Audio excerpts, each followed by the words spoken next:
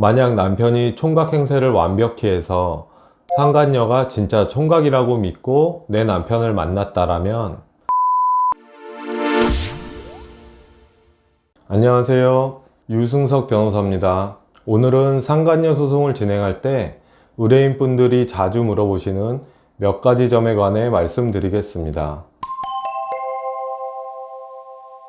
남편이 바람을 폈을 때 그 외도의 상대방에 대하여 민법상의 손해배상을 구하는 소송을 상간녀 위자료 청구 소송이라고 합니다. 과거에는 민사상 손해배상 청구 이외에 상간녀를 간통죄로 형사처벌하는 것도 가능했습니다. 하지만 2015년 헌법재판소의 결정으로 간통죄가 폐지되었기 때문에 더 이상 상간녀를 형사처벌하는 것은 불가능하게 되었습니다. 결과적으로 지금은 상간녀에게 민사상의 손해배상금을 지급받는 것이 유일한 법적 구제 방법이라고 하겠습니다.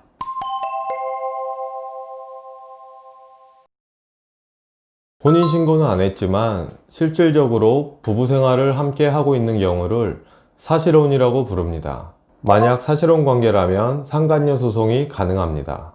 다만 내가 남자친구와 오랜 기간 연인으로 지내면서 동거를 하고 있다고 하여도 서로 혼인의 의사가 없거나 부부 생활에 실체가 없다면 상간녀 소송은 할 수 없습니다. 어떤 경우에 사실혼이 되는지에 관해서는 제가 이전 영상에서 자세히 말씀드렸으니 참고하시면 좋을 것 같습니다.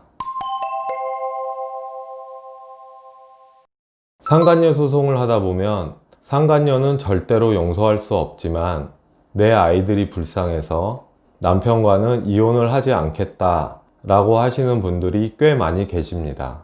이혼을 하는 것이 상간녀 소송의 전제 조건은 아니기 때문에 이혼을 하지 않더라도 상간녀만을 상대로 소송을 하는 것도 가능합니다.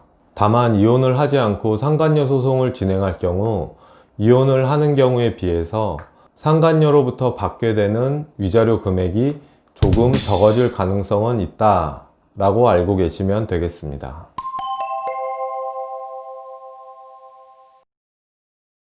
부부가 아직 이혼하지는 않았지만 실질적으로 부부관계가 파탄이 되었다면 남편이 바람을 피웠다고 하더라도 상간녀를 상대로 손해배상을 청구할 수는 없다는 것이 대법원의 입장입니다. 따라서 이미 부부로 볼 수 없는 상황이라면 남편이 이혼을 하지 않은 상태에서 바람을 폈다고 하더라도 상간녀에게 위자료를 청구할 수는 없습니다.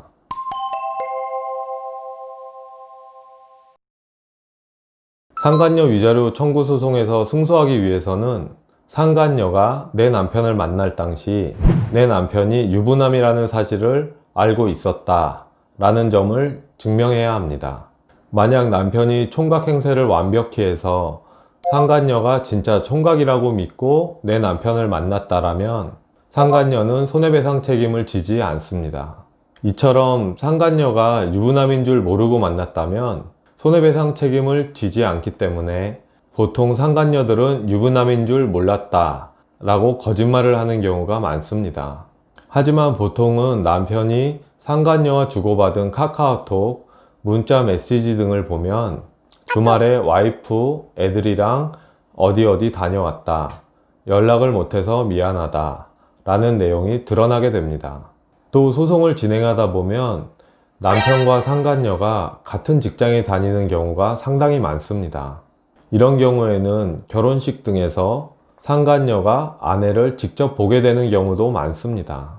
이러한 증거들을 통해 상간녀가 내 남편이 유부남이라는 사실을 잘 알고 있었다 라고 증명할 수 있게 됩니다. 상간녀 소송에서 승소하기 위해서는 내 남편과 상간녀가 부정행위를 했다라는 점도 증명해야 합니다. 여기서 부정행위를 했다라는 것은 반드시 육체적 관계를 맺어야만 인정되는 것은 아닙니다. 쉽게 말씀드리면 굳이 모텔방을 습격해서 두 사람이 함께 있는 현장을 잡아야 하는 것은 아닙니다.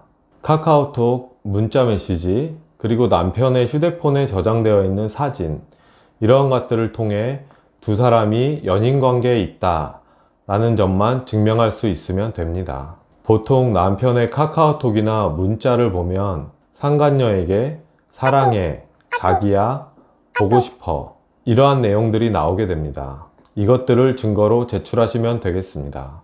물론 남편과 상간녀가 숙박업소에 함께 출입했다라는 영수증이 있다면 승소할 가능성은 매우 높아지게 될 것입니다.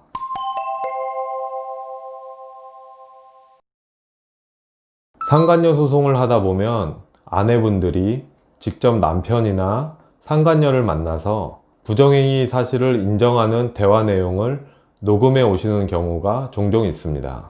이런 녹음 파일은 소송에서 매우 유리한 증거로 사용될 수 있습니다. 여기서 굉장히 조심하셔야 할 부분이 있습니다.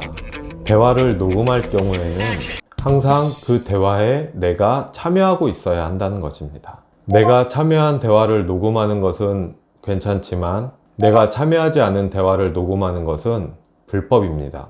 따라서 몰래 남편과 상간녀의 대화를 녹음한다거나 남편을 미행한다거나 남편의 차량에 위치 추적기를 부착한다거나 이러한 행동들은 매우 위험합니다. 이 경우 오히려 아내분들이 범죄자가 되어 형사처벌을 받게 될 수도 있으니 주의하셔야 합니다.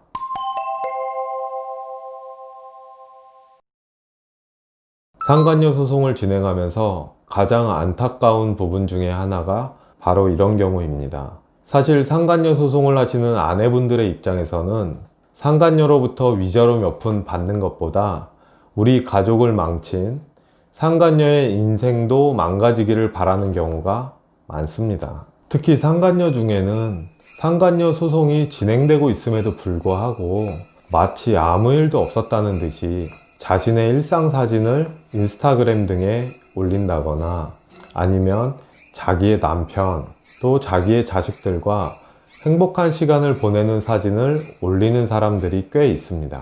이런 사진들을 보면 저도 아내분들께 이성을 찾으시라고 말씀드리는 자체가 사실 어려운 면이 있습니다.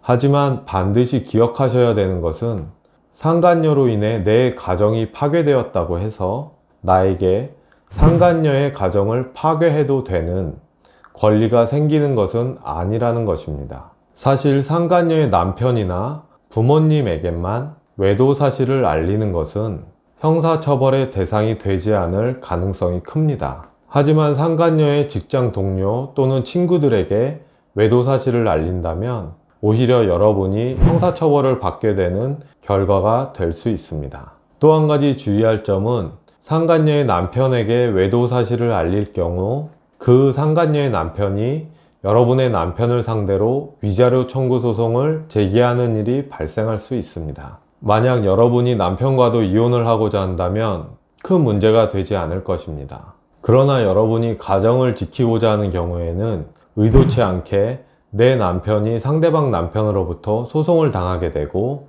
나와 내 남편이 이혼에 이르게 되는 일이 발생할 수도 있습니다.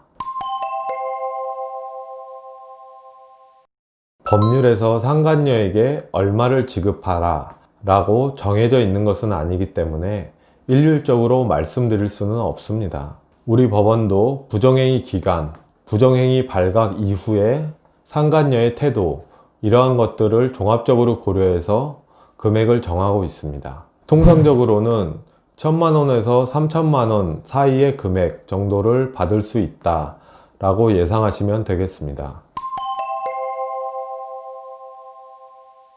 상간녀 소송은 여러분이 남편의 외도 사실을 안 날로부터 3년, 그리고 남편과 상간녀가 외도 행위를 중단한 날로부터 10년 이내에 제기하셔야 합니다. 여기서 3년 또는 10년 둘 중 어느 하나의 기간이라도 지나버리면 상간녀 소송을 할 수 없게 되므로 기간을 놓치지 않도록 주의하셔야겠습니다. 오늘은 상간녀 소송에 관해 말씀드렸습니다. 만약 추가로 궁금하신 점이 있다면 전화 또는 이메일을 통해서 연락을 주시면 최대한 상세히 답변 드리도록 하겠습니다. 오늘은 여기서 마치겠습니다. 감사합니다.